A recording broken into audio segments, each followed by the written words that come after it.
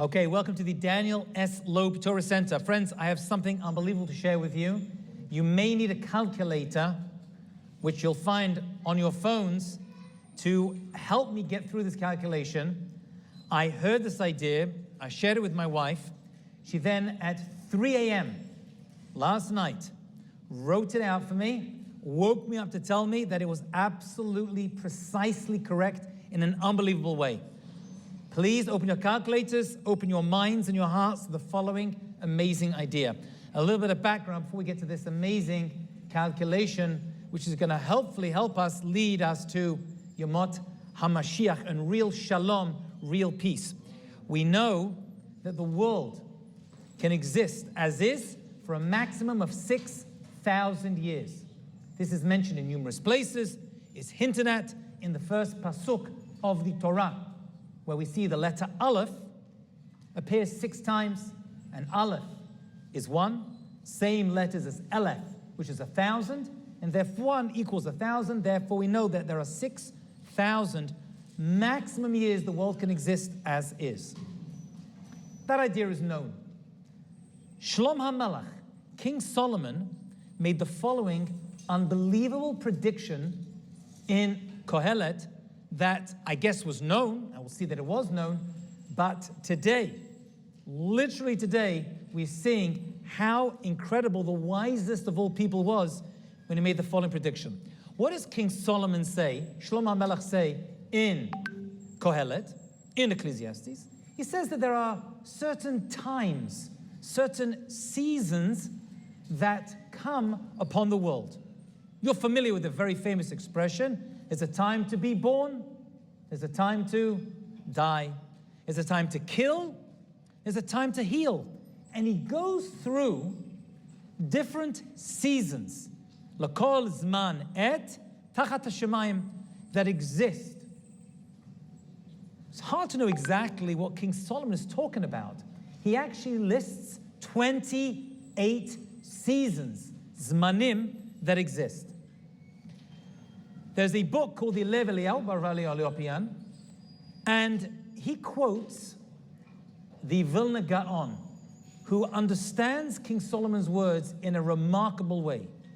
He says that what King Solomon is actually doing is telling us that all 6,000 years of Jewish history are divided up into 28 seasons.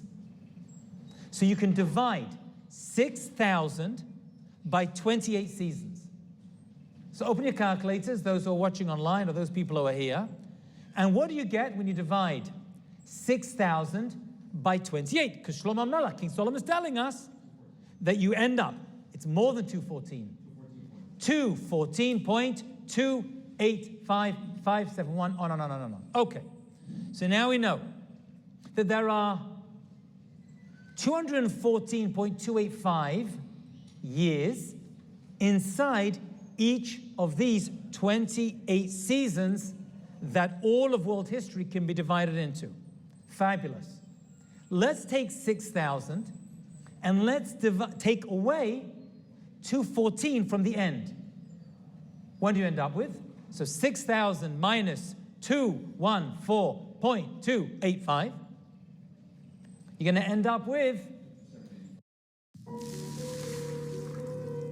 5786 if it's just 214.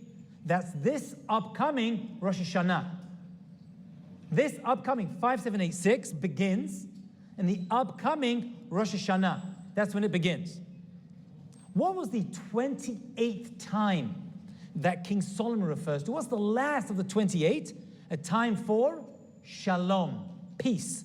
That is the final tukufah, the final season that King Solomon speaks. That's the 28th. So we know from 5786, from that Rosh Hashanah, begins 214 years of shalom according to the calculation of King Solomon. But we said the number is not 214, the number is 214.285. So we're going to have to work backwards and back up into the current year we are in right now in order to find out the exact moment that this final season of Shalom really begins in. So how are we going to do that? So we have to look at the year we're in right now, 5785, which is not a leap year. How many days are there in this year that we're in right now, 5785? There are 355. 355 days in this leap year. So we're going to have to figure out where this 0.285 appears in the 355. If you go back and you divide it, you'll see that you end up with 101.428, or 45, if you remember. You have to round up the second number.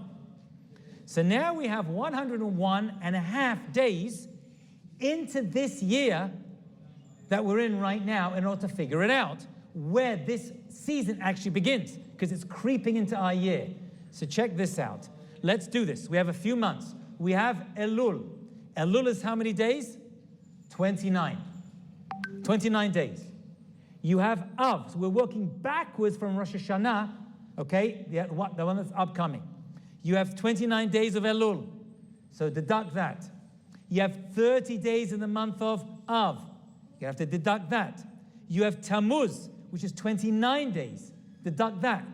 You're left with 13 days before then as well. So you have 29 plus 30 plus 29 plus 13 to reach the golden number of 101.42 or 0.45, which takes us to the 18th day of Sivan that passed already. That's when the Shalom time actually begins, which falls on June 14th, Shabbat, or the day before, because you have to add a little bit, take a little bit more off, Friday, June 13th. What happened on Friday? Why I was correct. What happened on that day, on that Shabbat, that started the day before June 13th? The bombing of Israel in Iran. That's what started then. That is the exact, precise calculation of King Solomon's 28th season of Shalom beginning in this world. When you work it out, mathematically, it falls punct exactly on that day, and that is when the 28th wordings of Shlomo HaMelech, King Solomon, begins real Shalom peace. Can you see that? It's unbelievable how the words of King Solomon, according to the Vilna Gaon, has worked out precisely right now. So that means right now, my friends, we are living in the ultimate time of Shalom, the ultimate time of peace. According to King Solomon's description of an et of a Shalom time that will, B'ezrat Hashem, lead us into the final Geulah, the final redemption. Okay, I had to share that with you. It blew my mind. And it was worth my wife waking up at 3 a.m. to tell me. Very, very cool. Okay. It's easy to do it after the fact. That's how we did it.